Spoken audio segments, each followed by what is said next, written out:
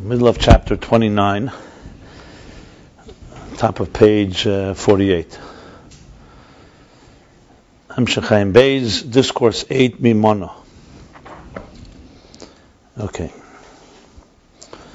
So after a long discussion on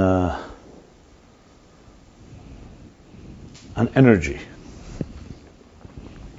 that energy is not shapeless and formless, but energy has some type of shape.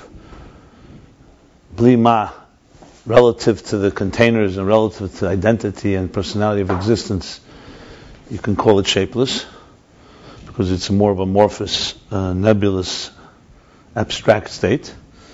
But compared to, let's call it infinite possibilities, where there's real levl, or real peshitus mamish, meaning before the tzimtzum, where there's really no shape and nothing has yet taken any shape or form, there is something that arose in God's will where He wants to have one particular structure, and that's the 10 spheres.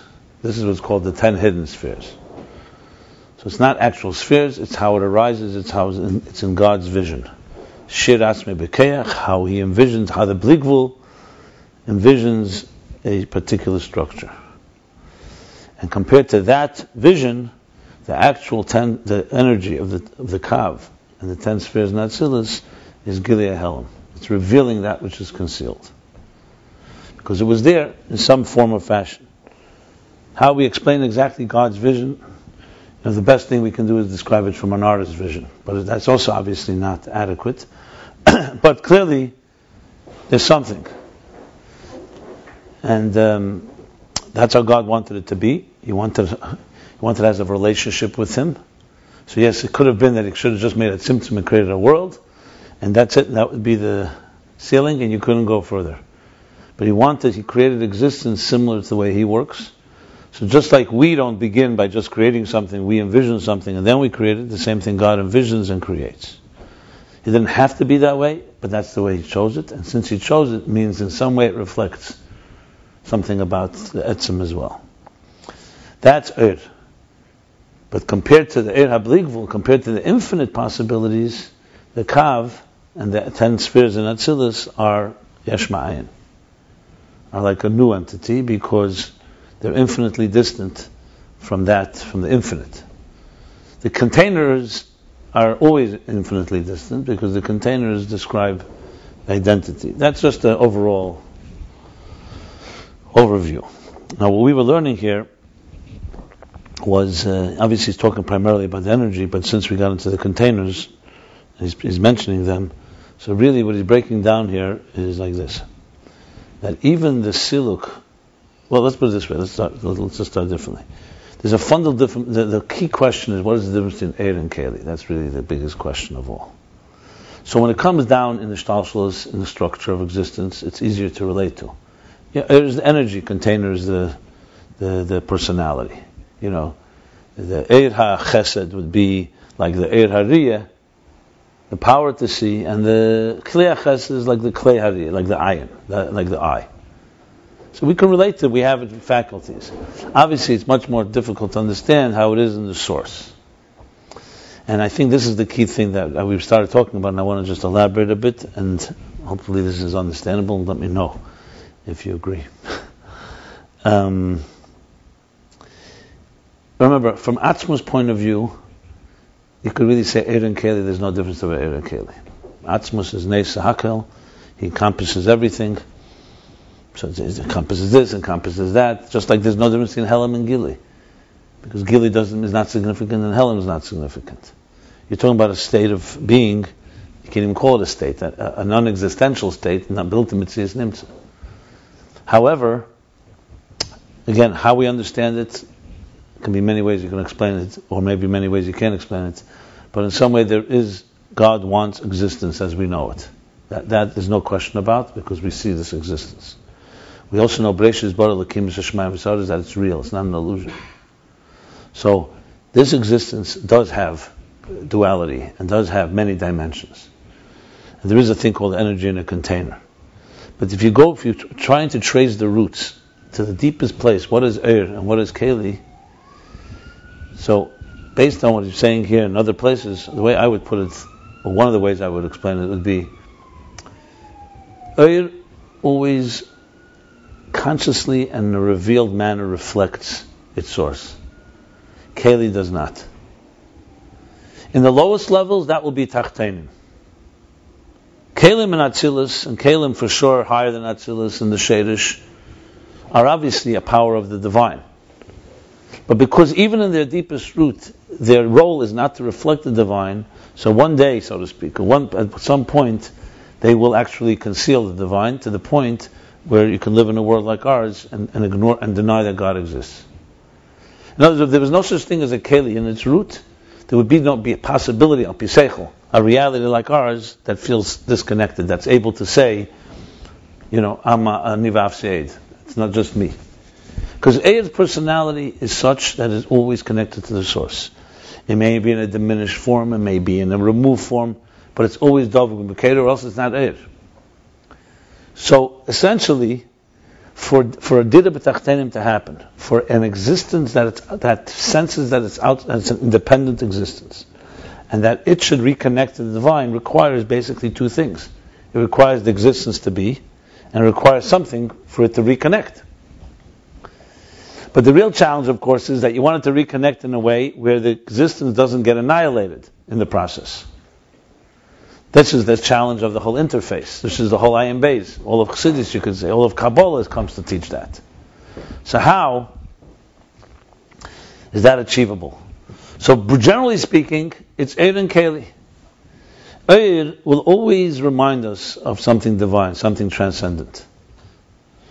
And even in the lowest levels, you can find Eir. Even all in the lowest worlds. And Keli always will tell us there's a need for existence. So something like when we say Al Korcha Chatachai, the neshama is told you must go down to the body. On its own, the neshama is Eir. Ner Hashem Nishmas Adam, it's a Ner. Its interest is to go upward, transcendence. It has to be compelled to go into the body. And the body obviously is even though the body on its own doesn't reveal, but the body at the end of the day is the purpose. So there's something that's achieved in the body that can never be achieved in the soul level. So this, in different words, you can say the difference between Eir and Yesh, which is on the lowest level. Or in a higher level, it's Eir and Keli. Now in Atzilus, even though Kelim are going to be the source of identity and personality, but in Atzilus, the Kelim are aligned with their Eir.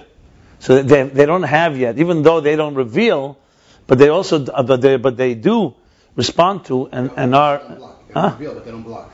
Right. So what they are they're Gvul. That's what I said the other day. You can't call them Yesh yet, but Gvul they are. The Eir has Gvul in it, but the Eir always also retains a divine sense. It senses that it's connected. Keli is not. Its role is not to sense anything. Its role is to be something. So Eir is to experience the divine. Keli is not to experience the divine. Keli is to fulfill the purpose of the divine. It's a very big difference. That's like, for example, sometimes there's a difference between.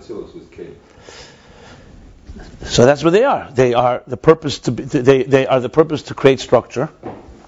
But the bottom line is this structure is aligned with the purpose because Keli speaks to the Eir and the Eir speaks to the Keli.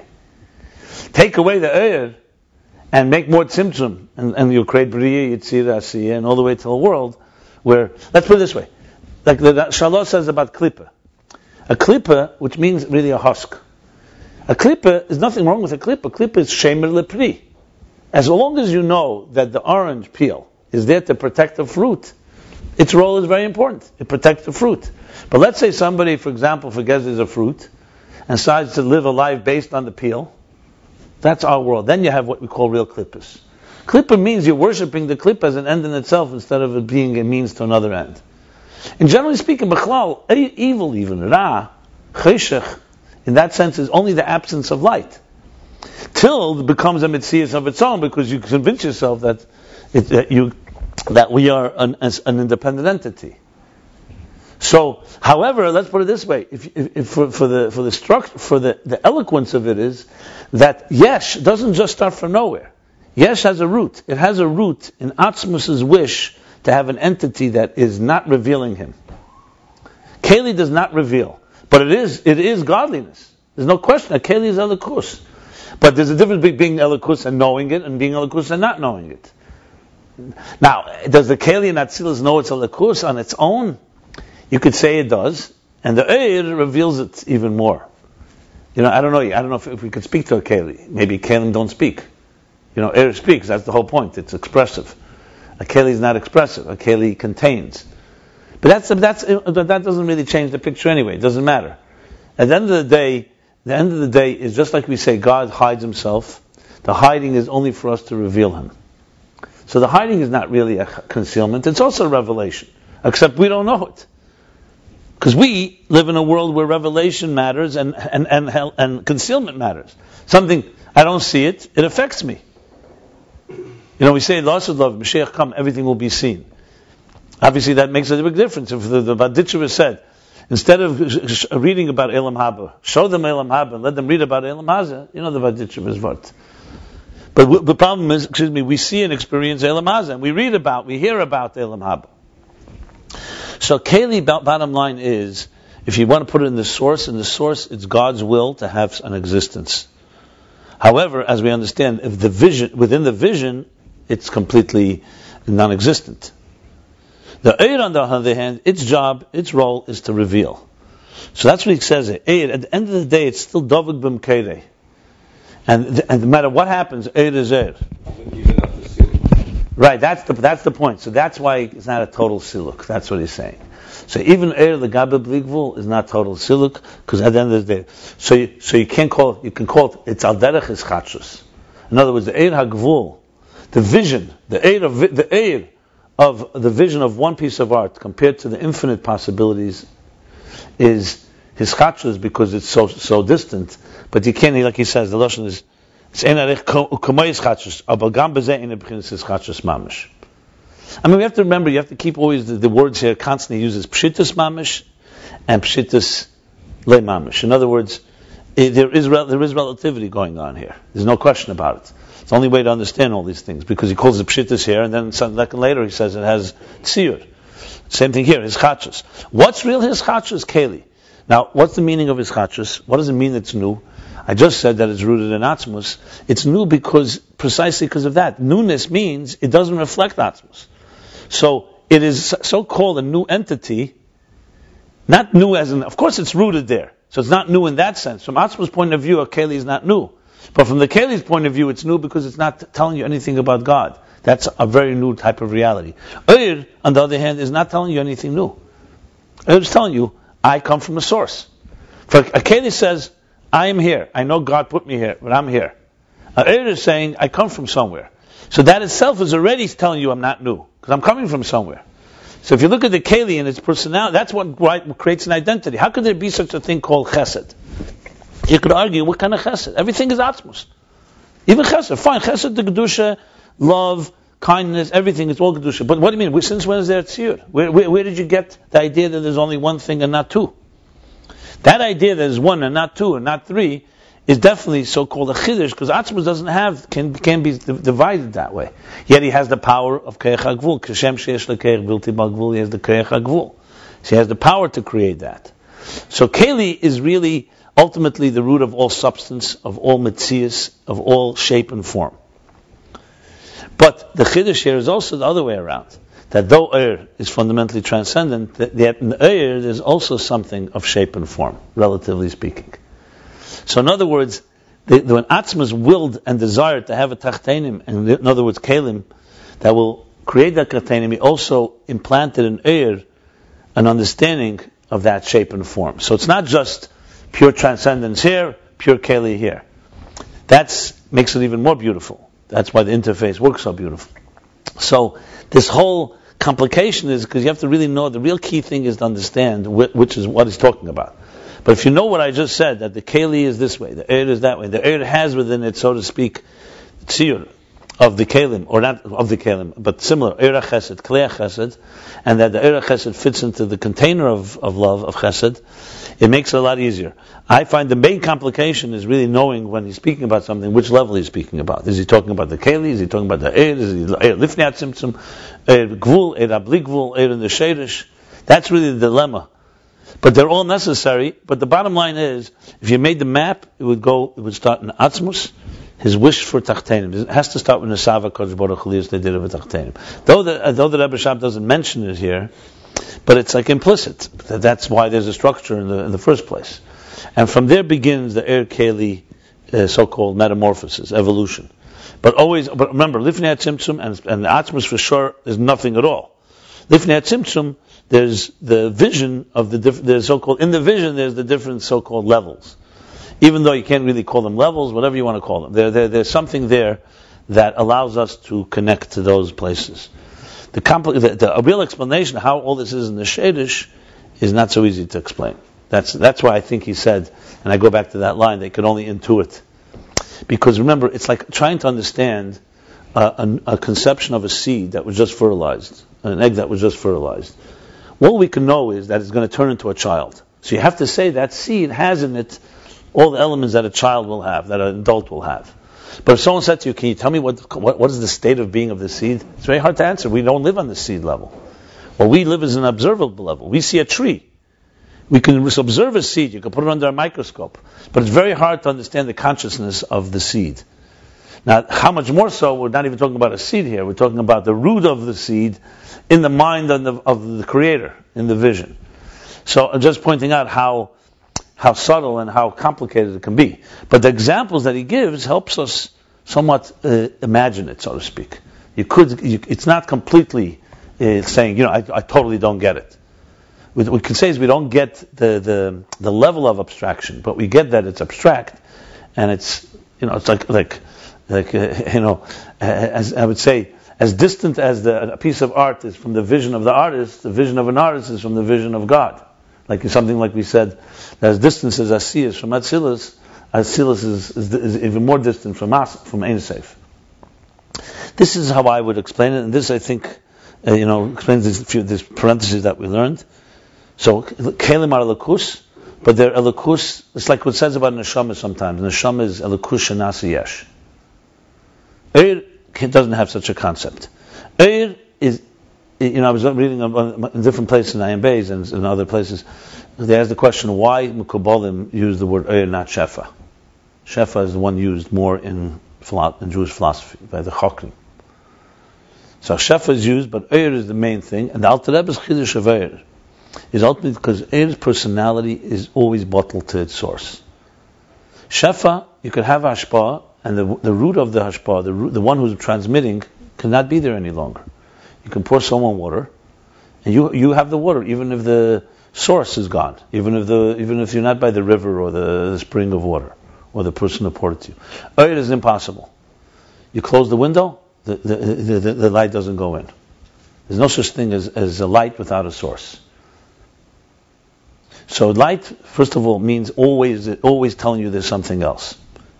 Keli does not do that. A Keli does not tell you there's something else. You could, al pi seichel, figure it out. Like, we could figure out, we see a world, so we could figure out someone must have put it here. But remember, even figuring out is an Eir. It's Eir HaSeichel. If you had no brains, or a guf without a neshama, so to speak, is it aware? Not aware. It doesn't need to be aware. Remember, awareness on the level of Kelim is not necessarily a mila.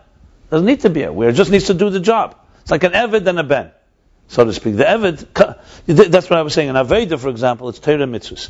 Torah, you must be aware. You don't understand what you're learning, you're not Mekayim mitzvahs at Torah. I'm not talking now, Lo Yedem Amar, so on. I'm talking about Havodas HaTorah, Hasogas HaTorah. A mitzvah, you don't have to understand. You understand, it helps. Kavonas of the mitzvah, the meaning of the mitzvah, Taimei HaMitzvahs. But a mitzvah is you're doing. You don't need awareness. Obviously, God wants both. He wants you to do a mitzvah and have giluyim. But technically, a mitzvah is about being your servant. Kabbalah sale. You do it and that's it. That's what a keli is in Aveda. And the Eir means it has to have some type of awareness, some type of giluy. Something is, some type of consciousness, so to speak. That's why you have mitzvahs, for example. You don't need any kavanah. You can do mitzvahs tzedakah and even have an opposite kavanah. Your awareness can be the exact. I don't want to give. I'm an avid seller, for example. You lose a coin, someone finds it. So the Sifri, the Medrash says, even if you knew that someone had found it, you wouldn't want them to have it. You still get the mitzvah of tzedakah. Then there are mitzvahs, obviously, where kavanah is lekuva, like karbanos or other things, or davening. But But the point of the matter is, there are two steps here. So I'm just explaining how it is, how it's step. He says earlier, but remember Nasa v'nishma, he said the mile of Nasa over Nishma is the mile of Kelim over air. That the Sheirish HaKelim is higher than the Sheirish Air. Since I'm already talking, I should add that into the equation. Because at the end of the day, the Sheirish HaKelim is higher because that's the purpose of existence. The purpose is not air. The purpose is Keli. But that's purpose, that's not consciousness, that's not awareness. Anyway, that's... So you didn't finish the thought thing about the neshama, you said you started to talk. The neshama is I was giving an example. Sometimes it says the neshama is not galakusha nasa nivra or nasa yesh. It's not exactly keli because but there is a crossover. I understand. I didn't mean it that way. I meant to just give an example. A neshama sometimes is called keli, sometimes is called air. Neshama compared to a guf is for sure air. That's for sure. But neshama compared to malachim can be galakusha nasa. And malach can't come down to earth and change the world. So in that sense, a neshama is more like has the. A neshama has both elements. Generally speaking, in the context of what we're speaking, neshama is eir. I would stick to that. It's simpler. It just has something that, like I said, a malach, a gili of atzilus can't come down to change the world. A neshama, because it's mushush and atzmus, it has also a keli element. So who is the nivra? The tzir from the man. And also the neshama recognizes the mile of the keli. The neshama can be mavar the guf. Yeah. That's a lashon elakusha nasi yesh. In Samach Vavi says it. I'm sure he says it here later. I'm trying to remember how he explains it. There's a difference in malachim dibur and machshava. Mishamis amushlish in machshava and malachim amushlish in dibur. So dibur can't really come down as low as machshava can. That's what it comes down. But it's not really not relevant here. But bottom line is neshama has an element of keli in it. I think it's probably because it's margish the kavanas atzmus, where air doesn't really know that so well. I'm surprised that in discussion regarding kelim and air, you didn't mention ACS, that are the kelim that contain the yediya. No. It's correct. It's exactly right. I didn't mention everything. But it's correct because he uses it. ACS is ACS harashim. That's what he said. That if you remember. Look back at page Mem Hey. So when he said, "Ein zekina harishim shireish men sef ablikvul before makmach zuzeresh men shenishme asis." So here what I just said lies here in this parenthesis. Look at this. The sham liyesh zabchins kechagvul. Huh? Yeah. Look at the end of that parenthesis. The sham liyesh zabchins kechagvul is al ken reish me'eru b'chinas what? Helam by asis. וגם בו בחינת כער גבולי. אבל בשar she'eres הרי זה בחינת גילי. That's the bottom line. In other words, it's gili and helam. That was the key. Kelim are helam and gvul. And eir is gili and has a taste of beyond gvul. Even the eir gvul. That's really the bottom line. Because it's still eir. At the end of the day, it's eir. But it goes back and forth. It has to go back and forth. That's how an interface works. This is a dynamic interface. It's not static. So it's constantly...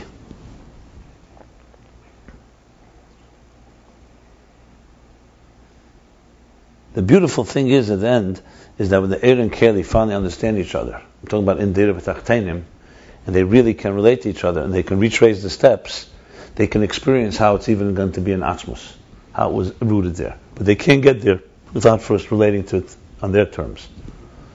Huh? How does that happen? Yeah. Because, look, we are an existence that's defined. As soon as you're defined, Eir and Keli are not the same reality. But if they join forces, if Neshama and Guf come together, and they both fulfill the purpose, Eir does what it was told to do, and Keli does. So that's what Losid Love even say when we'll see godliness, and you've ultimately experienced Kulam Yediya Esi, Atzmus, you can relate to how these two are rooted in Atzmus before they took on these two different identities. In other words, you could experience the undefined, but you can only experience once the defined realities combine to each other. The bottom line, Eir and Keli meeting and joining together is ultimately the Kayach Atzmus. So, but you can't relate to that until you do it on a defined level, then you can relate to the undefined. Because there's no way to jump that. You can't jump the gun. I know. I tried many times. When you're learning this the first time, you want to say, why don't you just go straight to Atzmus? Yeah, it would be nice, but the bottom line is, first of all, Yetzer Hara won't let us. And second of all, you have to have b'shnei b'chol avavcha b'shnei tzedach. That's the bottom line. You don't get Yetzer Hara going along, and the Yetzer Hara is not interested in undefined things. It's a very defined, likes defined taivas, defined realities. So number one is we have as a reality we have to contend with existence, and secondly, even from a godly perspective, you can't get to the teacher's mind until you go through as a student. That's it. You can't be a teacher before you're a student. There's no two ways around that. That's the kavanah. That's the whole purpose of dir b'tachtem. That's what God wanted. If it was always an atzmus, He wouldn't have done this whole. What do we need all these troubles for? Just okay. Good. Let's continue on. When you say elikus and shnas yesh, that elikus is from etzem. You don't say atzmus nasa yesh. You say elikus nasa yesh. The only place you say atzmus in the guf is a certain place where the Rabbi said up here is hergish. But you say elikus nasa yesh. It essentially means like atzilus becoming a yesh, meaning a yesh, meaning that it takes on.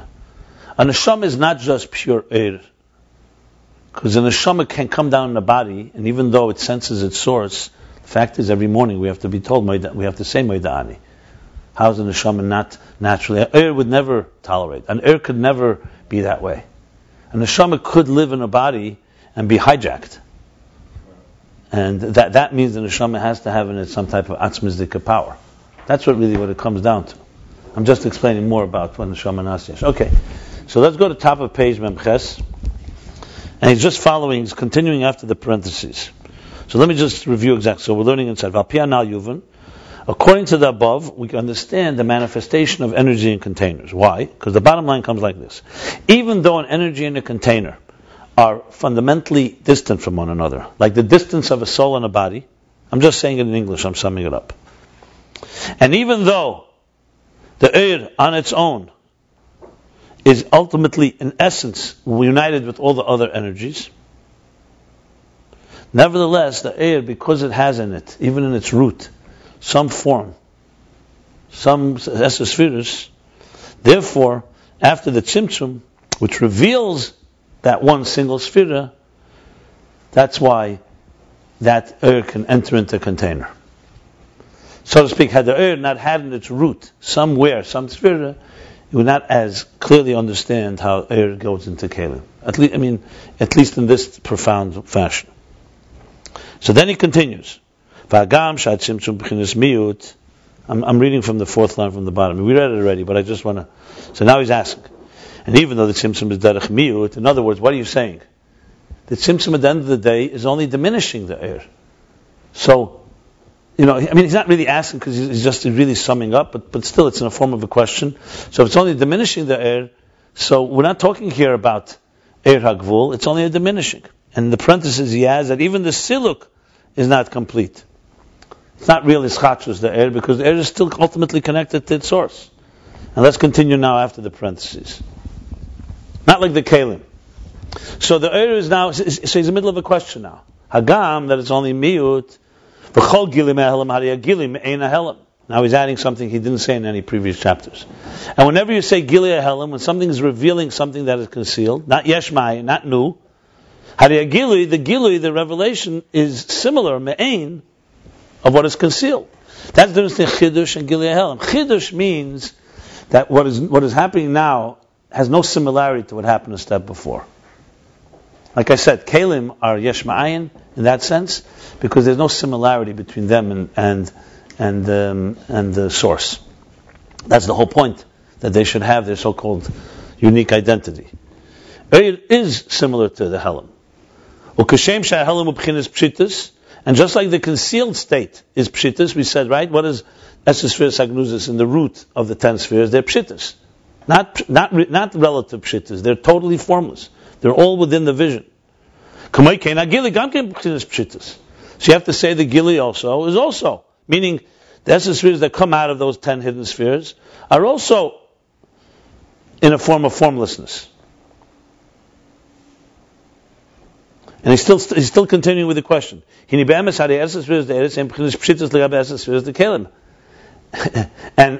now That's taka the truth. The 10 spheres of the energies are, compared to the spheres in the containers, are in a formlessness. Like we discussed in earlier chapter 14. So we have here so-called a question. So then what are you saying? So what is going on here? Since it's like peshitus, so nevertheless, despite that it's only diminished, and it's only Gilead Helam, and the Gilead is Me'ena Helam, nevertheless, because in the root and the source, there are 10 spheres, the Ime Yeshem B'chinas peshitus, Mitzad Advekus, Mitzad Eskal Shalem, Bein Sof Baruch Hu, Commissioners Bar Leil Perich Chaf Aleph. So because they're in the root and the source, there are 10 spheres. So even though they are formless, because of their connection and being bound and they're being encompassed in the infinite light, as we discussed earlier, chapter 21,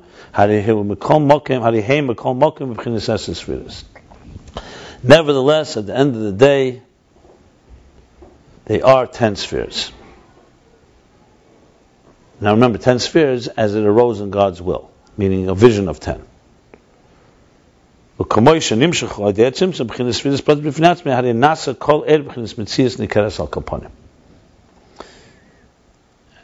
okay, so before the tzimtzum, they're spheres, but they're not visible, and they're not distinguishable, they're not recognizable, because they're all encompassed in the unity of the other spheres, and the bligvul of the ragvul. And once they are transmitted through the tzimtzum, then in individual specific spheres, that's when each energy becomes a specific nikeres, recognizable, distinguishable, distinct mitzias al kaponim. Al kaponim again, because you can really not. Right, al kaponim, something. And harihem be'erech she'islav b'chinas hakelim, and then they become also proportionate to be able to manifest within the containers. Clear? Okay. Yeah. Bottom line is back and forth. There's no two ways around. There's two things going on. The question is, it's not a question, black white question and answer. It's basically saying there's two things. On one hand, basically, it's bechinas miut. It's only diminishing. It's only Gilead Helam. The Gilead is Me'ena Helam. So it has similarities, but it also has 10 spheres in some form or fashion. Well, then he says, the common in the parentheses, the common Perek, Kuf Tezayin, 116, is bar Eid Sibelazeh. He'll explain another reason how the air manifests in the containers. And these two are interdependent. I looked. Yeah.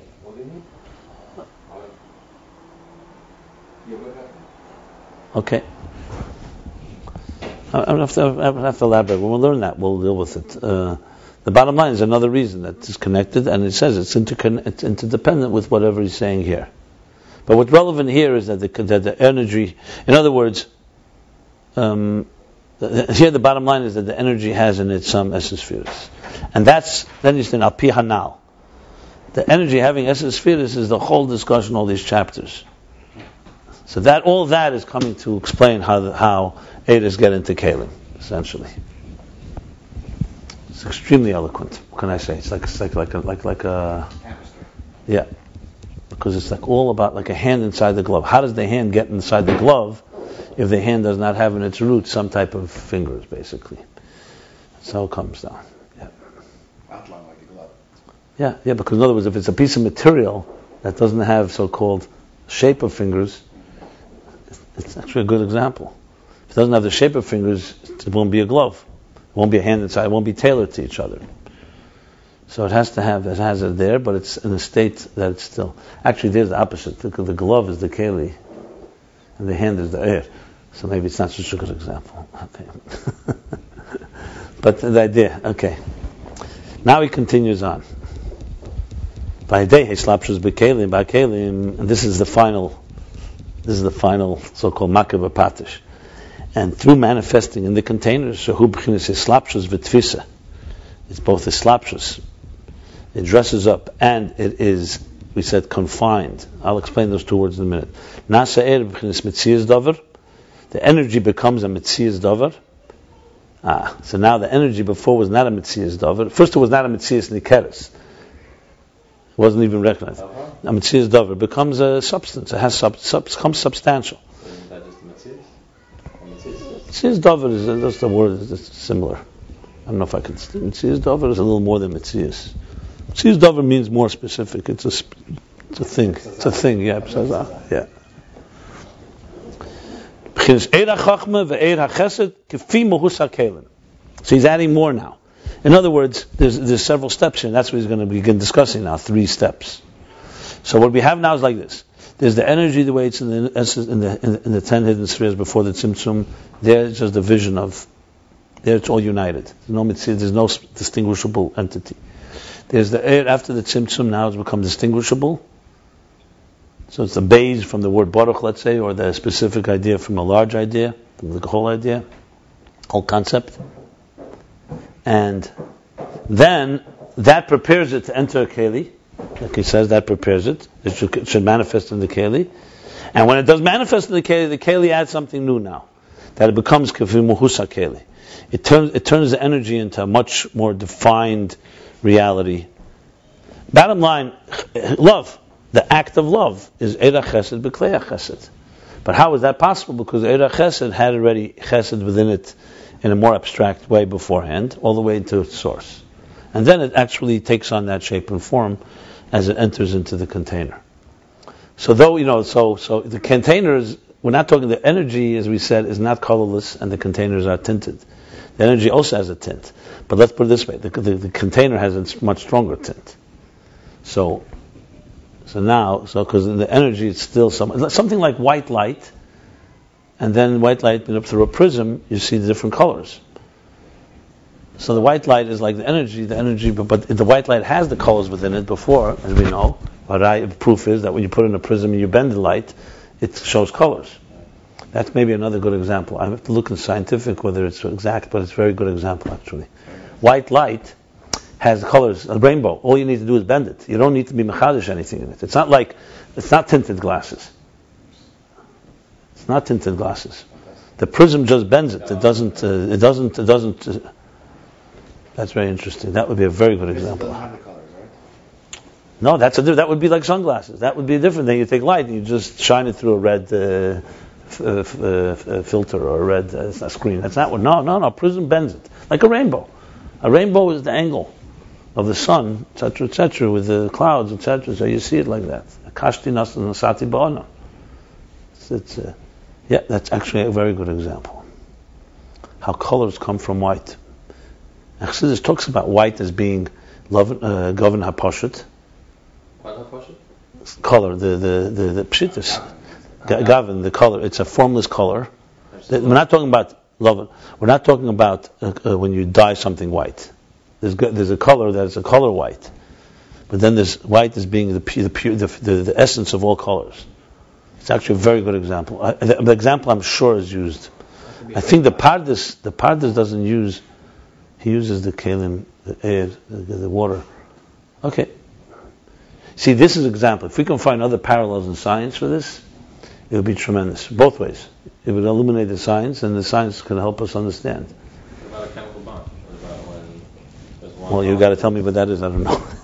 I know what a chemical bond is. You mean to say, like, an alloy? No. Oh. I don't have a super grasp on chemistry, but I know that when there's certain elements that are attracted to others, that when they're missing a certain molecule, they're attracted to another one because I guess they're missing one. They have a need. I understand what you're saying. Yeah, how that works exactly. I got what you're saying. Yeah. That may be possible. It might require a little bit more understanding of how that attraction works. Yeah, but you see, the thing with the rainbow, the prism works well because it's actually air and keli. It actually isn't air and keli. You can also see the makeup of the white light by refracting it through something. Through the prism, you see psychologically speaking, Chassidus talks about kelim amamshecher. Like, for example, if you exercise your hand, it gets stronger. So it draws more energy from the soul into the muscle when the muscle is developed. If the muscle atrophy, then if the muscle weakens, God forbid, the less energy. So psychologically, this is very true as well. When you train somebody and refine their tools, that you can draw energy. And I always explain it like this. For example, in school, you always have these shy children. And if it's someone that's not trained, or even someone is trained but they're not so smart, they think sometimes shyness is confused with stupid. Child never speaks, never answers. So you think the child doesn't have any seichel. Later you discover that some of the shy children are the smartest of all. They just have not developed, for whatever reason, their skill to speak, or they're not courage, or whatever it may be. So you have the Eres Agvaldik, but the Kelim are not. Like that. Then you have people who Kelim are very strong, and they worked hard, they express themselves, and you think they're smart, and they could be, because they've drawn it like that. But their Eid is not necessarily so intense.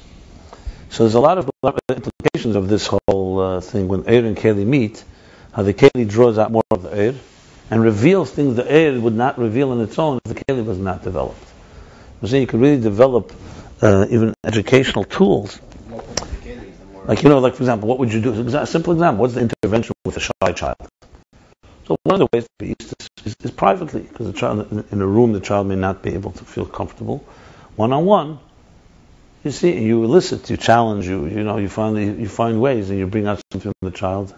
So it's a way of like how Eid and Keli meet, how Eid and Keli interact, and then there's also the other way around. You have also people who have great Eidus, and they're so intense, they're embarrassed even to express themselves. They think if they start talking, they'll just sound crazy or something.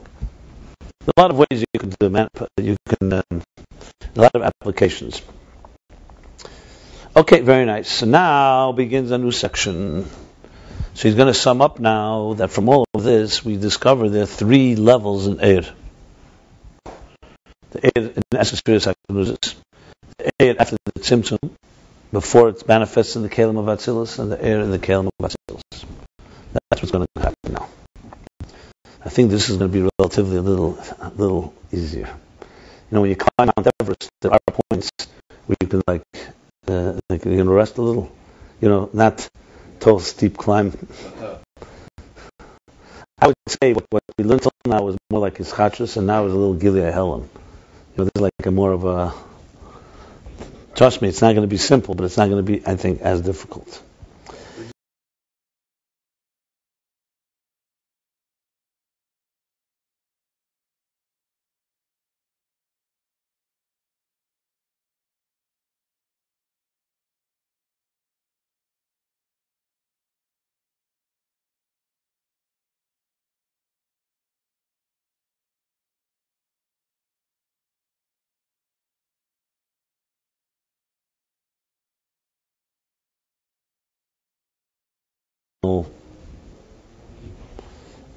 Expression, or whatever it may be, it always comes down to that we believe, it's called Hasidic psychology, that the soul has what it takes. The soul has the power to do anything. You also no challenge that we're not given faculties and abilities to deal with. The problem is they're lying dormant, they're locked inside. How do you get them from there to here? When you also include the person has fear, has habit, has all kinds of stuff that is not letting it emerge. So the ultimate challenge is how do you get an air into a keli? So this is exactly. No, but the application, first of all, understanding the 3 levels. And secondly, understanding then identifying where the problem is. Is the problem in level 1, level 2, or level 3? It exists in a person? It exists in everything. What do you think these 3 levels are on the moon? Everything is everything is within us. Don't remember that. Yeah, that's the first thing you have to know. Everything is within us. Obviously, when you talk to elements, you're talking about everything in the general existence, but existence is within us. Remember, he keeps talking. Remember, he said a few chapters back. Exactly what he said before. For example, he said before that just like it is Lamaila, same thing as Lamata in the Adam. Where was it? Remember that lashon? Was it this chapter or it was later? I'm confused already. That's for sure. But everything comes down to is Atzilus is Adam Elyon, and we are created in the image of the divine. So all this is within everything, and everything has above all, everything has applications in our lives. There's no such thing as learning something that's just a theory. This is not mathematics. This is applications. This isn't theoretical stuff. This is so the three is very important, because recognizing, for example, that a person has keiches atzmim in your nefesh, you have powerful abilities. Is critical to know that. The next step to know is that it's not somewhere leib shamayim, it's not somewhere in heaven. Even in its source, it has some shape and form. So there's a way to. And then the question is, how do you bring it out, and how do you get it into kelim? This is revolutionary stuff. Good morning. Why do you think we're sitting here 8:30 in the morning every morning and learning this? This is not Kabbalah Sailing. It's happened so totally because people don't realize it. How? No, they don't. Absolutely not. If this is if this is turned into models, it's absolutely a real model. This can change people's lives. The problem is most of us learn it. We think it's just like Mount Everest. Exactly, it's some abstract theories. This has applications. Look, the Rebbe Rashab is spelling it out a lot more than anyone has ever spelled it out. But still, there's one step that we have to do, which is apply it to our lives. Right. You know, so that's the whole point. Is there a method for that? Is that That's what we're doing here. He doesn't always apply. Look, I'm applying it a little more. talking specifically about extracting your own nefesh? You keep coming and don't ask questions, and you'll see it'll start penetrating. No, God forbid, I didn't mean that. Ask questions by all means. It's funny because I realize in my own experience that usually when I put off asking my question, I usually get answered. But it's fine here. It's good because we all have moments of epiphany. You will have epiphanies. So you just had an epiphany, which is great. And huh? How do you say it? Like a hafta? No more. Like like you hear, like a change in your whole, like something that suddenly opens your eyes, but forever. Paradigm. How do you call it in Hebrew? There is a word. It's more than just gili. Paradigm shift. No, there's a word. Hebrew. I'm just saying maybe you can translate that. The language is not the Shakespearean scholar. I say hafa'a is just a move that is a happening. Hafta'a is, what's the word hafta'a mean? Surprise. Oh, that's a surprise. There's for sure a word for it. Okay. Yeah. I was just saying, application wise, I want to learn it inside, but I'm thinking discovering how it is in the essence, then coming out of there. Yeah. All three steps can be worked on in an individual, for sure. Discovering how it is within you. You can expand that. I don't know if No, I will, but not right now. I'm just saying briefly. It's discovering, first of all, recognizing that it's within you, confidence in that. 2, knowing what to do to so-called make it emerge, and 3, knowing how to apply it through kelim. That's the 3 things. Absolutely do it. No, of course. I use this all the time in speaking with people, in counseling people. But I'm not. But it's questions how to turn it into an algorithm. It can be applied by anyone. Right. So the goal here is to turn this into algorithm. You hear? Into a formula. There's a lot to be said on this. Essentially, it does come down to. And I'm thinking practically. Last time when I counseling people and so on. You definitely, firstly, you want to teach them to have confidence in that essence of themselves, that they have the ability. Then it's a training of how to express that ability, and then how to do something with it. Is that first step in a general way, or is it focusing on specific strengths or talents? The interesting thing, I must say, it has application. In Hebrew, epiphany is Itgalus. or fa'at. okay, fat, I know, yeah. I knew it was a fat something. I understand, but the word I was going to say was, the interesting thing, psychologically speaking, it may be very fascinating that it probably going from the bottom up may work best if you go through the kelim. For example, let's say writing. No one knows they have a writing skill until they test it. Usually it happens by accident. Okay, I remember first time I ever wrote something. I wrote in school. My father was a writer, so potentially I could be a writer, And I wrote a few compositions. They said it was not bad, but I remember I was in camp, and the guy was supposed to write a color war song. Got sick or something, he couldn't do it. So someone said, you're a writer. I said, I'm not a writer. What are you talking about? I don't know if someone decided, and they put me, and I sat under a tree in a Detroit camp, and I wrote a song with a niggin, the mitzvah. It was about prayer, actually. Our team was Ben Adam Lamokim. So I wrote something about prayer. Yeah, not about the Haskalah, just for the record. That was my first thing. So, and it was not bad. I mean, relatively, I was a kid, but suddenly I saw, it came, I figured it out, and I saw words and stuff like that. What I'm trying to say is, if you were training somebody, sometimes you wouldn't begin necessarily from the etzem hanefesh, you'd begin from the kelim. Like exercises that make a person feel confident that they can do it. And if you can do a little, you can do more. It's like learning how to swim. The first time you do this, you do a little, you do more and more and more. As you build confidence, you see, confidence is critical, not just skill. Because you could have skill and no confidence. You can have confidence and no skill, which is another pash. But skill is skill. Confidence is necessary to keep bringing the energy from the source. Because the skill is more or less like you know the method.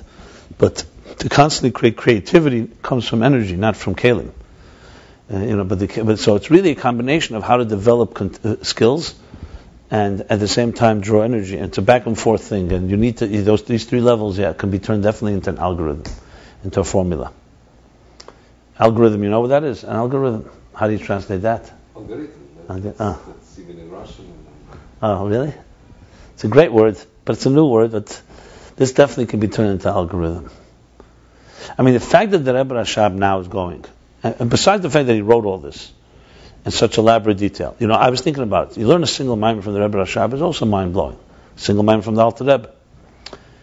So what is you talk about Eira El Al Kulana. So when you have a bunch of Maimorim that are one flow of an inyan, what is really the addition? So there's, as he said himself, it's addition of Eira El Al Kulana. You get something that is more than the sum of the parts. But I think what also you get in addition, you can make applications from that. In the Maimorim, what you get is a real taste of Elokus, of the divine. You get a real, what godliness is like. It refines you. And you learn many Maimorim, obviously it has that impact. Here, this is actually algorithms, because he doesn't stop now. He's going to go now into a whole discussion of what we just learned. It means results in three levels of Eir. That you don't find in Maimorim. You find it once in a while, but very seldom. Here, he has he has like the canvas to do it, because he knows he's going, there's no limit. The Rebbe Rashab, when he was writing this, he knew there's no stop. He doesn't have to end after 10 pages. So think of the Rebbe speaking and knowing that he never has to stop speaking. For brain, ultimately, people would not be able to handle it. So the fact here is, Ayin Beis, he wrote knowing that he can write and explain it in fullest detail. So I find that fascinating, and I find also the tzrichasa, to know what each piece adds. Why does he have to add more? Why don't we have enough here? And it doesn't end. We're just on page 48 out of 1,500 pages. And that's also not the end. We wait for Mashiach time for the conclusion of the symphony. But so let's go here. Now, in general, there are three levels in energies. In this chapter, he's only going to explain the first two. The next chapter, he's going to speak the third one. So he starts like this. Madrega Aleph. First of all, it's much easier. As soon as he says there's three levels, it's already, digestible. Because till now, I don't know if there's one level or a million levels, or which level is which level. That's what I'm saying. This feels a little more containable. I remember Sichas, the Rebbe spoke like deep Sichas, and then I always was hoping that he would conclude in like a summary. Sometimes the Rebbe did, sometimes when he did it was like a relief. I could say, but Mele, now, basically we discussed now 4 different explanations. That would be like, changes everything. Instead of us having to figure out there were 4 explanations, the Rebbe would say there were 4 explanations. We once asked the Rebbe a question actually, and we asked him Pshat, is it like this or like that? And the Rebbe wrote, Oid Gimel Dala Defanim. That was the opposite. That was like Shmai V'Avtai. We asked Pshat, so the Rebbe wrote, no, maybe 3/4. He didn't write what they were. So the rest of our figuring out was figuring out what the others were. So okay, we know there's many different interpretations. Madrega, so there's three levels in Eres. Madrega ala feina Eres k'meshen klulim be'erein so baruch hu lifnei tzimtzum. The first level are the energies the way they are. See, here's why I use energies. Lights would not sound as good. Lights. What does lights mean? I understand the lights of the spheres. So the energies, the way they are encompassed in the infinite divine light. Blessed be He. Lifnei tzimtzum, before the tzimtzum. And what is it? And just in case anyone's wondering, these are the 10 hidden spheres in the emanator. Matzilon, because we're talking about Atzilus, so Matzilon is emanation, not creation. Shalzeh Omar, Antu Chad v'lei b'chushbon. He is one, or you are one. Ant is you or he? Ant, you. You are one. V'lei b'chushbon, but not as in the number one, and not in not as what would you say? Not as an equation, not as a count, not as a number, not as a. Not in cheshbon. Sequence, yeah. No, it's not chad, and then there's 2, 3. It's not one, echad, sheni, shlishi. Chad v'lei b'chushbon. It's one, not as opposed to 2. It's one as an essential oneness. Upirush. Cheshbon is something like, say, like a check when you go and get a meal. It's like adding up a different thing. Mathematical. Yeah. And a chushbon is also, cheshbon is a, yeah. V'lei b'chushbon means not as an accounting way, not an accountable way. And there are no parts, so it's just like one. Yeah. He's saying now, the Pirush Chadhu, the meaning of Chad, he's explaining how the essence spheres exists now in this so-called amorphous state. It's really explaining what he said earlier. If you remember, he said Hisachdus, Hisarvus, Hiskalus, basically all those words. The Pirush Chadhu b'chinas yochid be'etzem. There we go. It's oneness, fundamental oneness, or fundamental onlyness. Onlyness was really yochid, not just oneness. Yochid. Yochid is einzigkeit, not eins. Echad is eins. Echad is einer. Yochid is einzigkeit. Oneness, uniqueness even. Yochid, I'm looking for the right word. Yochid be'etzem. Fundamentally distinct, fundamentally unique, fundamentally one. One as meaning nothing like it. Instead of one as opposed to one of 3 or one of 4. The spheres there, in this level, Antu Chad v'lei b'chushbon, are completely united, literally there, in the infinite light.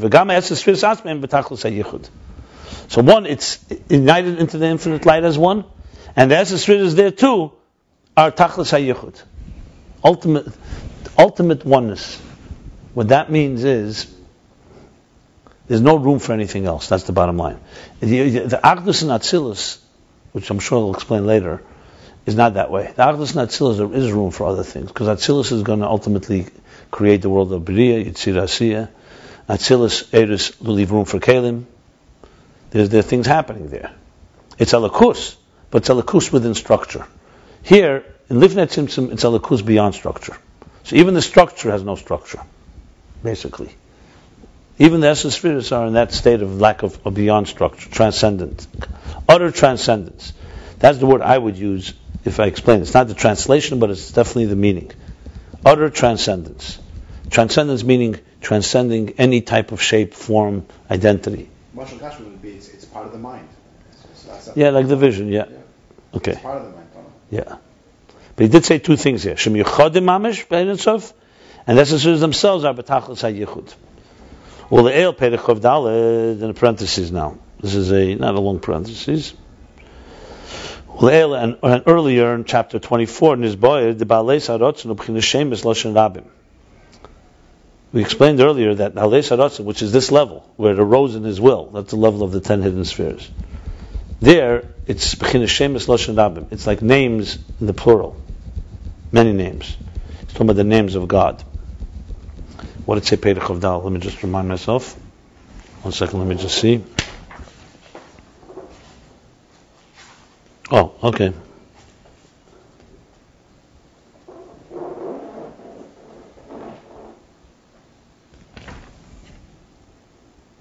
The second explanation there, he was asking, if you remember, how do you explain the mashal of Isis, according to the Shita that he's explaining here.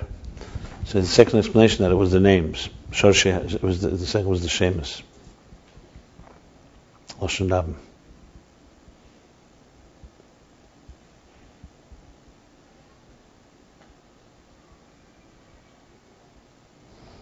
The Hoyu Shmei Bolvad, he said, was Eretzef Kedem Alei Saratzen. There's only one name.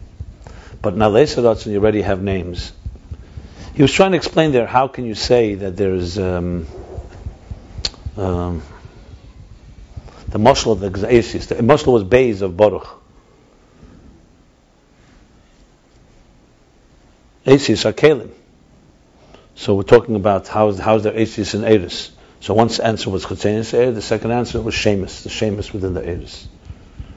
That was the explanation there. Then he went on to the second example. So basically he's just referring, because he now said it's all yochid and miyuchid, so Cher Le'el, he said Shemus L'Shanab. So you have a question here on the table. He just said it's all united. Now, and before he said it's many names. I'm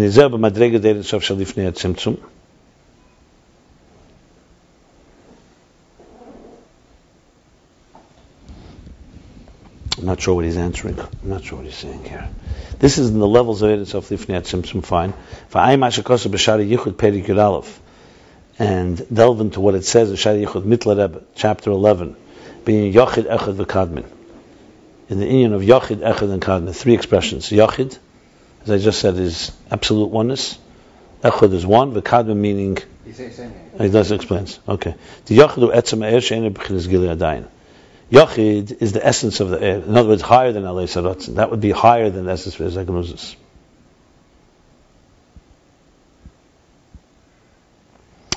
That's the level of the essence of the energy that is not yet revealed. The echad, the second level, who agili b'chinas klal, so b'chinas peshitus. Echad is already a gili. There is a revelation, but it's general, and it's formless. It's still not as right. It's not. Right, it looks like not. The kadmin hu ashara b'keach, and kadmin is already. In other words, kadmin is the imagining, the envisioning. The ability. He's estimating the power. Ashara b'keach, meaning he's. I don't get it.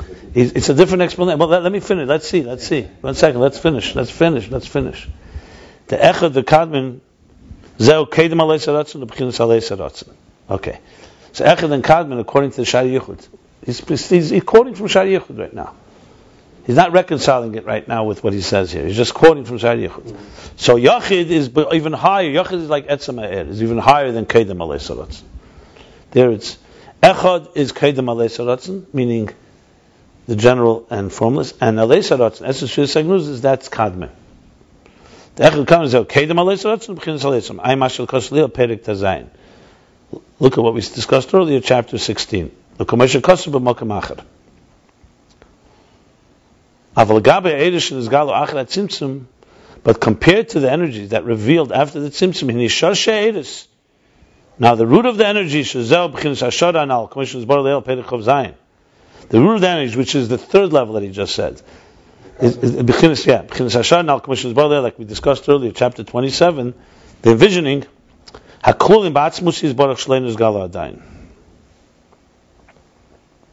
which are still encompassed in the essence, that are not yet revealed. Okay, it's that's the level of yochid. That is, on this we say antu chad, that you are one and not in any chujban.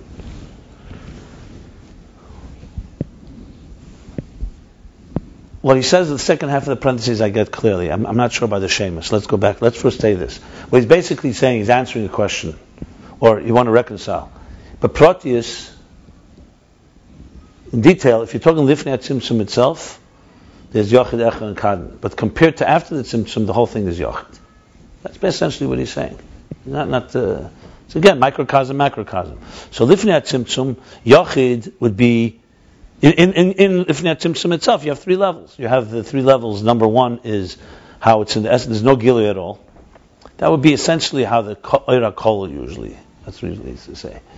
The way it's all encompassed within the source. Remember, everything is within the source before the. Let me say it. We use the example of the vision of God and God. Before the tzimtzum is the vision of God of what is going to come. But not even the vision of the piece of art is the vision of the vision, so to speak. So Atzilus, real Atzilus, the world of Atzilus, Pratis, is the vision of existence in a structure. There's actual structure. Before the Tzimtzum, nothing. There's no, not even a structure. It's all envisioned by God. So there's how all this is not even in a vision yet. It's completely no gilui at all. That's yochid. There's how it becomes something is revealed, but it's in a very general, he says, and formless way. That's kedem alei sarotzen. That's the state of Sfiras Bli Gvul, Sfiras Saint Ketz, infinite possibilities and so on, based on what he said earlier. Well, he doesn't say that here. Here he just says it's klolos and peshitus. And then comes the third level where he's Mashayat, he says, I want the vision of the structure that is going to become a structure later. And that's alei sarotzen, that's where Hashara B'Keyach, Malchus Dein Seif, if you want to call it, and that's kadmin. But compared to the energy, after the Tzimtzum, all three are together of yochid, because they're all in a state, they're all, says the Gabe Eres, live that Tzimtzum, the Gabe Eres, Achad Tzimtzum, Shosh Eres, is also in a level of yochid. Okay. The problem I'm having was the first line. Okay, that's probably the same thing. It's shapeless. That's it. That's the answer. What we said earlier, that before the Tzimtzum, there's many names compared to the higher levels before the Tzimtzum. Alei Sarotzen is shapeless, is kadman compared to echad and yochid. Shapeless Lashon Rabbi, yeah. But compared to after the Tzimtzum, it's antu chad. That's what he's saying here. Okay, I didn't get the chetchila. In other words, he began with asking the question, so to speak. Shemus Loshen Rabim, he said before, that's before the Tzimtzum. So then he began answering by explaining the Shayichud. The Shayichud is telling us there's three levels. And that three levels, the Shemus is the third level, Kadman. Shemus names is the same level as Kadman. And compared to after the Tzimtzum, all this is like one name, like one yochid. That's basically what he's essentially saying in this parenthesis, that it's a relative, there's the three levels before the Tzimtzum itself. As I said, what's harder to understand is how there are levels there. There's actually a letter from the Rebbe in Chelik Yud, Likutei Sichos, that is a very fascinating letter, and the Rebbe does not answer. He leaves this question in place. You want to give me the Chelik Yud here? And I'll show you. Because it may be relevant here. And just in case we're into the... Thank you. So the Rebbe has like this. There's a question. Someone asked the Rebbe this question.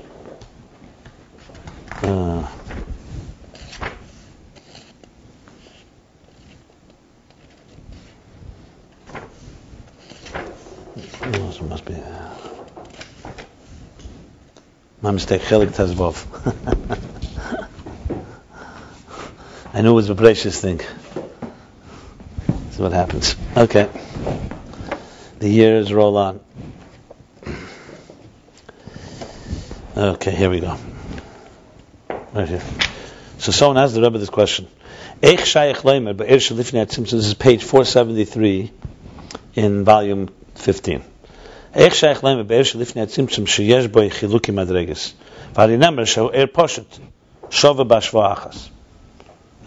to read, why not? Because I think it's relevant here. So the basic question is, how could you say that the energy before the Tzimtzum, there are difference of levels? Eitz Chaim clearly says, it's all one. Now actually he has this question specifically in Ayin Beis. And his answer was, I'm just saying Ayin Beis' answer earlier was that it is peshitus there. It's only a vision within the mind. It's not like, when you say Helam, it's not like the 10 hidden spheres are hidden behind a wall, and you open the wall, you see spheres. It's fundamentally hidden. They're not in a state of any tangible substance. The Rebbe's answer, which I think is very similar to what he says here in Ayin Beis, he says, Maina, this, by the way, this letter was written to the Rebbe before the Rebbe's this is Tavshin Tes. Yud Ches Tev is Tavshin Tes. Generally, before the Rebbe became Rebbe, he wrote more revealed. Like a chassid would write more than the Rebbe would write. But this is the Rebbe's answer. What it says on that air before the Tzimtzum, that it's poshet, meaning seamless or formless. It means relative to say the shtalshus, to the structure. Like not literally what he says here. Not not only relative to the worlds, even relative to the things that are more sublime, like kdima v'yichur, which means not actual before, past, present, and future, zman amakim, but even kdima v'yichur meaning kdima v'yichur and siba masuva usually refer to how zman and makim are in spiritual worlds. So even relative to that, where there's, let's say, chachma comes before bina. So it's not in time; it's in concept. Even relative to that, you can the air is pashut. Because all these levels, the worlds and the kedima v'yichus, all came through the tzimtzum. But nevertheless, you can't say that it's absolute formless. And you have to say this, because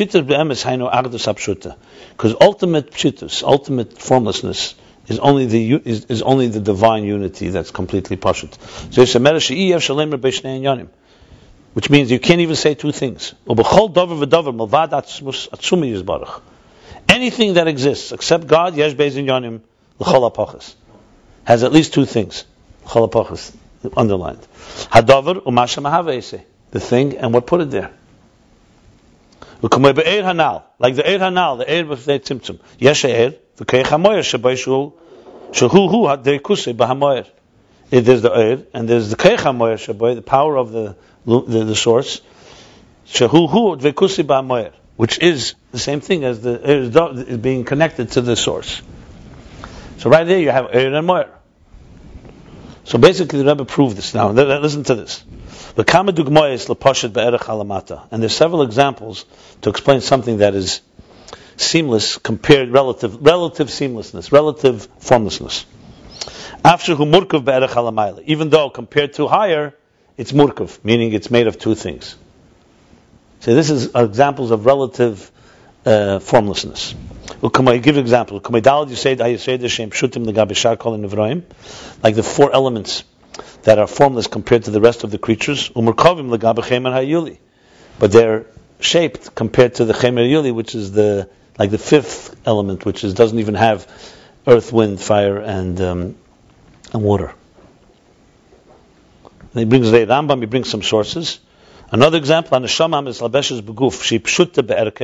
soul, as it manifests in the body, that compared to the body, the soul is formless. But it's made up of parts compared to the essence of the soul. Because we know it separates to nefesh, ruach, neshama, chai, yechid, v'oid. Interesting, right?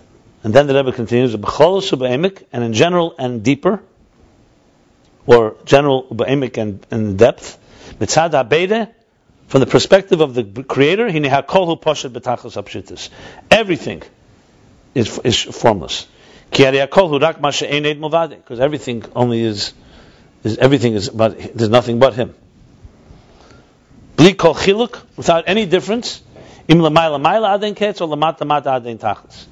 difference if it's the highest to the highest without end, and lowest to no purpose.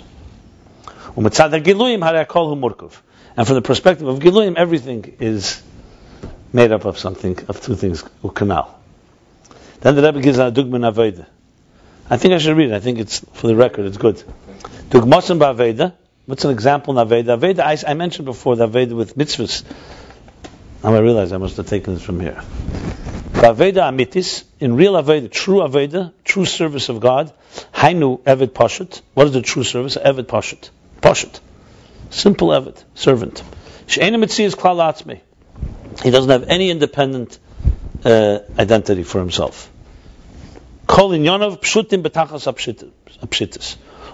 Everything about him is formless. Hechsher mitzvah d'rabonon, mitzvah d'araisa, ein kol chiluk etzlei klal. Unemphasized klal. An eved, when he's serving God, complete tachas aveda, it makes no difference. Whatever he does is only about serving God. It has no shape, whether it's a hechsher mitzvah, which is a preparation for a mitzvah of Rabbanan, or a mitzvah that I say, ein kol chiluk etzlei klal. By him, there's absolutely no difference. Ki kulam legabayim rak mitzias adam. Everything by him is the mitzias, is the being of his master. His master wants it. All that matters to him is that his master wants it. What difference does it make if it's a hechsher mitzvah, whether it's a rabbanon or a reisa? That's the yediya of livnei tzimtzum.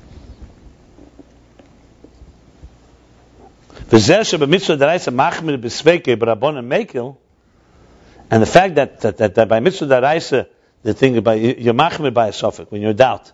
So mitzvah daraisa is chumrah. So you see there's a difference. And barabon yemekel v'chilukim ukiyetza b'zeh or other differences that are similar. Hine ein zeh shemachalik ben mitzvah. It's not that he makes a distinction between the mitzvah.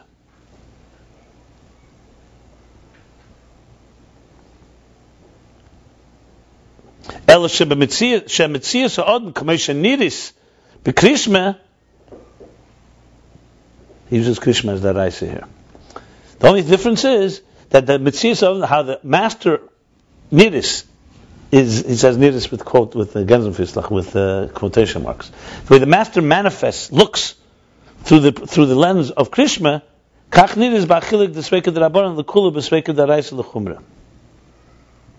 B'krishma. He says b'krishma. What's he saying here? In other words, even this difference of chumra and kula,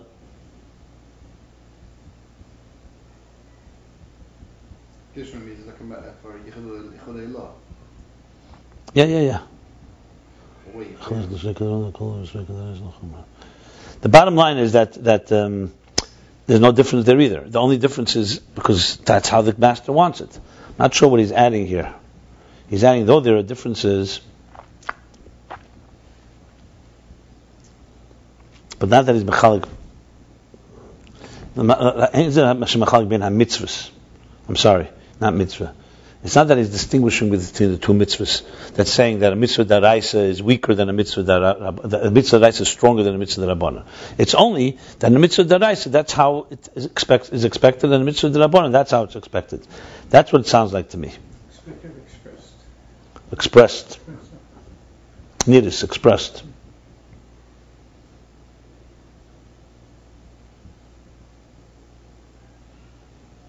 In other words, this itself, the difference itself between chumra and between darais, sveka darais, and sveka d'rabanan is also part of the master's plan, basically. That's what it looks like. Me'ein dugma b'teira aniglas, an example, me'ein, me'ein, how do you say me'ein? A similar, somewhat of an example in nigla. La Rambam kol ha'tzivuim rabbanon hem ha'teira. According to the Rambam, all the commandments of the rabbanon, of the rabbis, is from the Teira. Is like minatera, like the Raisa. El Rabbanon, the Hainu minatera, the Shitazu, Sivu Lechalik B'neim. But the Rabbanon itself, no, the minatera itself is commanded that the Rabbanon, that commanded that you should make a difference between them. In other words, B'etzem, it's all there, but the master itself said make a difference. It's a me'ein dugma. He's basically saying even when you have to make a difference as the Eved, the difference is only because that's what he's telling you to do, but not because it's still the same master. It's not there's a difference in the mitzvahs. It's almost like that's his. It's you just do it. It's not because of your seichel shabazah. You're not saying an arais is more stronger. In other words, now the Rebbe adds this ha'ara. This is what the main thing that I wanted to say. Ha'ara.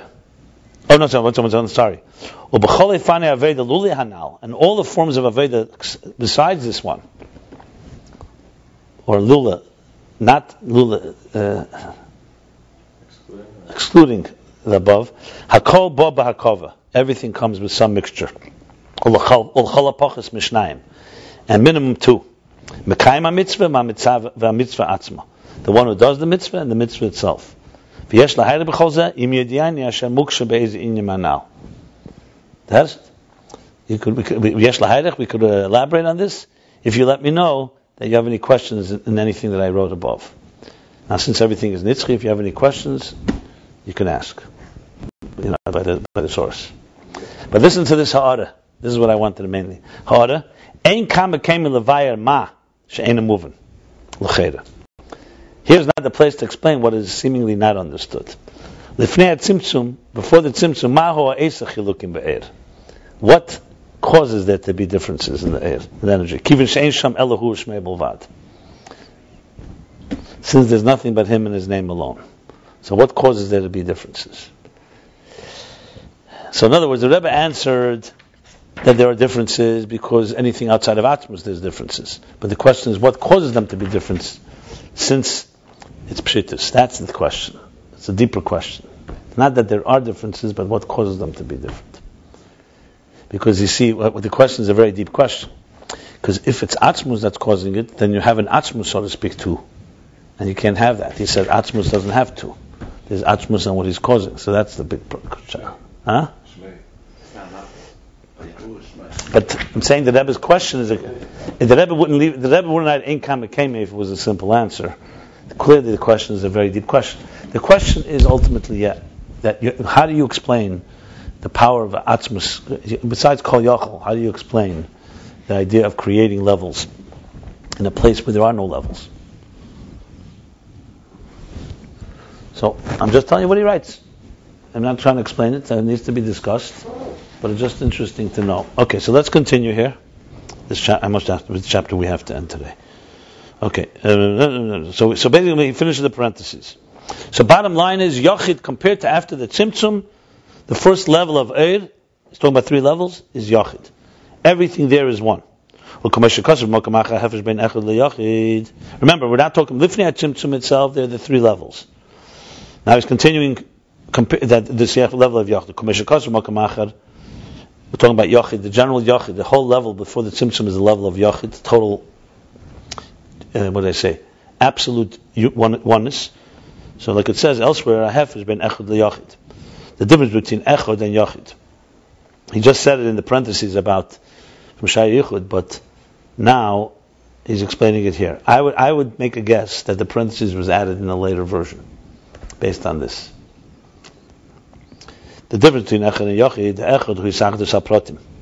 One, when you say Shema Yisrael Shem Echad, that's unity of details, of distinct details. That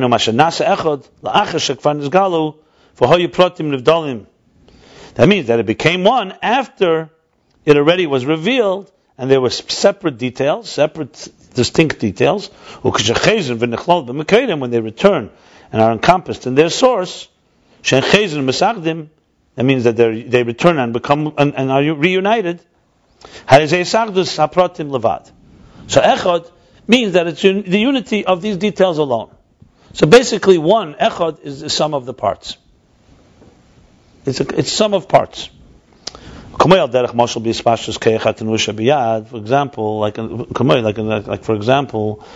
when the extension of movement in the arm, lasses ezem malacha. You move your arm to do any type of work, any function, any activity. And afterwards, when you rest from that work,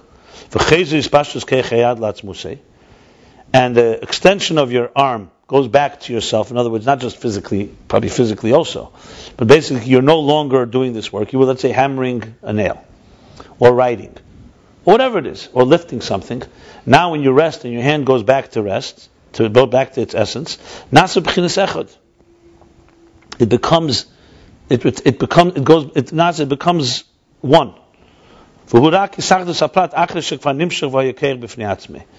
That's only the unity of the detail after it was already extended and became a separate faculty. Let me explain what he means. I mean, obviously, he doesn't just mean one. He means when you're not doing anything, you could say a human being is a one entity. It's a oneness. You don't see distinction between, let's say, using your arms or your legs, because you're not using them. Obviously, they have distinct body parts, and they have different functions. But Paul, you don't see that. Now, when you actually use your arm for something, you're seeing it manifesting in a particular thing. It's writing, it's lifting, it's reaching, it's holding, whatever it is. Yeah.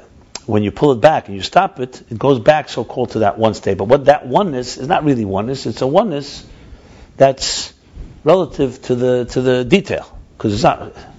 So it's back one. In other words, saying that it's one with the rest of your body now instead of it going out. I mean, but Pashas, that's what he means. Is there any other way to explain it? Because in other words, echad. Because what's strange here is the echad and the pratim. You know, it would seem an example would be. An example you use Bayanach Bayamashvit that says Bayanach. Yeah. Doesn't mean Menucha physically. It means that when he sees it, he returns back to his source. So that's. But for example, I would think a good example would be what he said earlier. Let's say the Beis of Baruch. When the Beis is separate letter to separate letter, when it goes back to Baruch, it's one, but it's only one. But because it's not it's only the sum of the parts. Okay, but bottom line, I'm not sure how this example works exactly. Any thoughts, anybody? What came to my mind was a pianist, for example, that when they're playing a masterpiece, they look at their hands and they're moving so fast, and think, wow, his hands are amazing.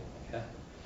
So you see the koyach in the hand, but then when you just see him afterwards, or you see just a regular person without extending some kind of limb to do an action, you don't notice any distinct.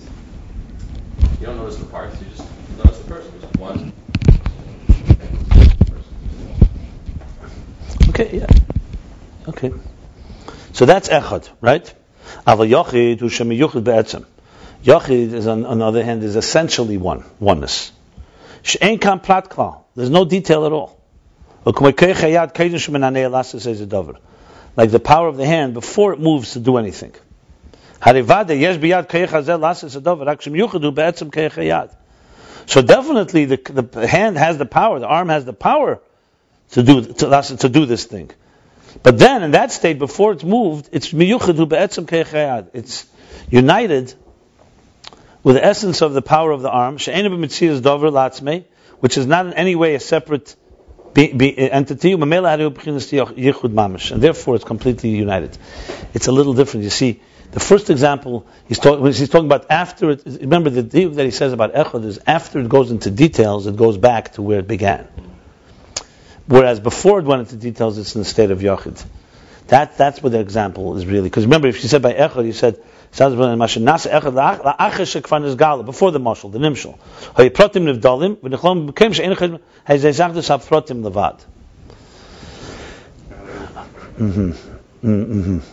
It's a little more subtle distinction. What he's trying to say is, in other words, there's one is referring to echad is referring to details that return to their source. Yochid is referring to the source before it manifests in detail, so it's just fundamentally one. That would be the way he's explaining it. But in the mashal itself, like with the from the yad, like what's the difference? Like when he's doing nothing, so the ohros is less than yochid. Is yochid, he's saying, not echad. I don't know. So that's what he's saying. So where is echad? No, echad is once you do something, and then it returns. I know it's. I understand when it returns, you could say it returns to yochid. That's what he's saying. That's why I'm saying the mashal needs explanation. It was already revealed. So it was already chutzlas when it came back. I think what he wants to say, he may say it later, I think he means keiches hagluyim and keiches hanalomim. That may be what he's using. Like the yad before it goes out, we're talking about the yad, so-called the faculty within the soul. I don't know if he means the hand itself. That's yochid. And then when the hand is used in this, you're already dealing with the world of detail, pratim of the faculty. He doesn't say that, however. But that would be that would work. In other words, then keiches ha'atzmim would be even higher. Let's say. Maybe he's going to explain. Okay, it's interesting. An example usually makes it easier, right? He says, "Be'etzem koyach hayad she'enim mitzias dover la'atzmei." That's the key. It's in the etzem koyach hayad, and it's not a mitzias for itself. Once you move your arm, you're already talking in the world where there's a mitzias. So you move it back, you move it forward. Why he's using this example, I'm not sure. But listen, we're trying to understand the example. This sounds something like that. That there it's still miyuchid in with all the keiches. V'cheinu biyuchid kol hakeiches, k'shem miyuchadim be'etzem hanefesh. See, there it's understood. And the same as the yuchid, when all the faculties are united fundamentally inside the etzem hanefesh. Before they extend, like the Rebbe just said in the letter. Remember, he said that the nefesh compared to the neshama compared to the body is peshitus, but compared to the etzem hanefesh, so where the faculties are all encompassed within the soul, before they extend, they're yochid.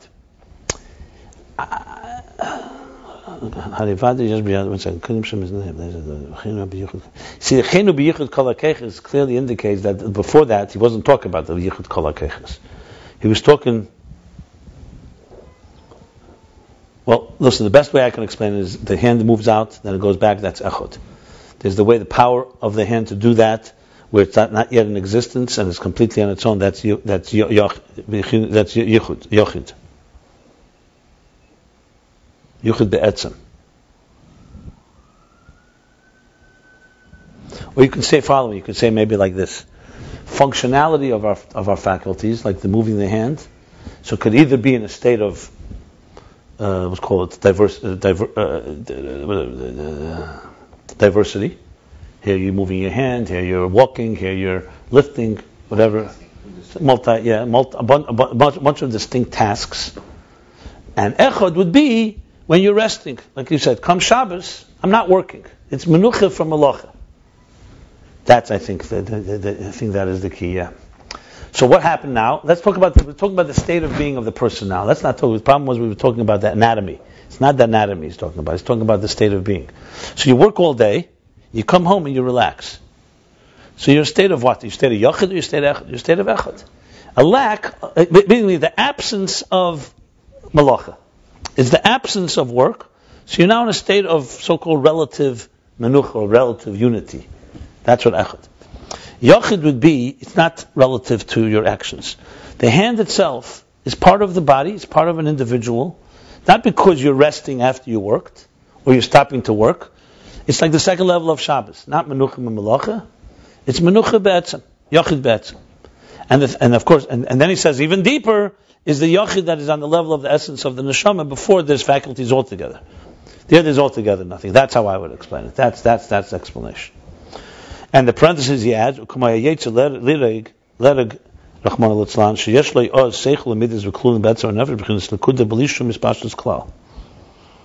on, what's this? Yeah, he's tied up basically. Lirig? To kill? No, he's going out to be killed by the government. He's going to be executed. Yeah. So why suddenly this, of all things? Saying the person is basically there in totality, but he can't do anything. They must be referring to something that was happening then. What year is this? Ayin Beis, 1912. When was the Bayless? Trial? Maybe that's what he's talking about. Not Dreyfus, Bayless. Because he's referring to something. This is not stam parentheses. So you think that Rebbe Rashab is referring to it? Wow. I know that Rebbe Rashab was involved in the Bayless. Yeah. Mendel Bayless. Like a person who goes out to be executed, because to bring this, why would he bring some? So he has a seichel midas including betzim nefesh. No, why would he bring that? No, I'm wondering why. But why would the Rebbe Rashab bring this parentheses? Okay, anyway, this needs to be studied historically. I got to figure out what was going on there. There's no way that this is a moshel stamazeh, right? No, but look at the time that he said. He has then also a mind and emotions that are all encompassed in the essence of the soul. In a point without any expression or extension. So what is that? The level of yochid. But to bring that someone's when he executes is in a state of yochid. Wow. Okay. He's not thinking about doing anything. No, I know that, I understand, but why would that? I'm still surprised that Rebbe Rashab would bring such a case. There must be something must have happened that year. I saw in a Maimer once from the Tzemach Tzedek, he refers to something that happened that year, Rosh Hashanah Maimer. That it shouldn't be like last, okay. So far, this is level 1. The same thing is Lamaila above, in the hidden spheres, in their emanator, they're encompassed in the essence of the emanator, b'pchinas yichud. United. They're all united. It's yochid. Without any distinct... Before he used it, yeah? Yeah. Before he used his kefis. Yeah. That's the level of antuchad. You are one in an essential unity.